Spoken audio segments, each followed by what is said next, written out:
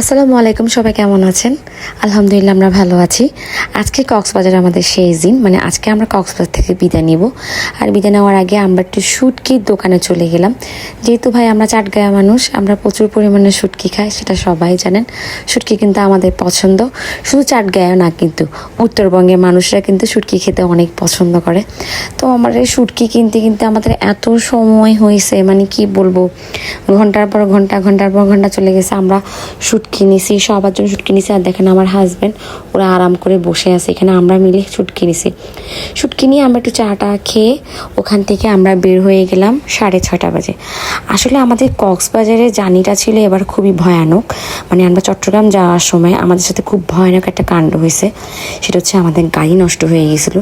আর আমাদের গাড়িটা এমন জায়গায় নষ্ট হয়েছে যেখানে আমি মোবাইল বের করে একটা ভিডিও করতে পারিনি, যেহেতু ওখানে খুব রিস্ক একটা জায়গা, ওখানে ডাকাতি হয়, ওখানে অনেক সমস্যা হয়।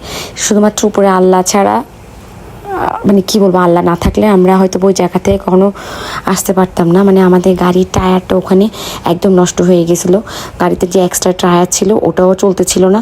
মানে আমাদের অবস্থা খুবই করুণ ছিল। বাসায় আস্তে আস্তে আমাদের ভোর হয়ে গেছিলো। তো মাঝখানে আমরা ইনানিতে রিসোর্টে খেয়েছিলাম।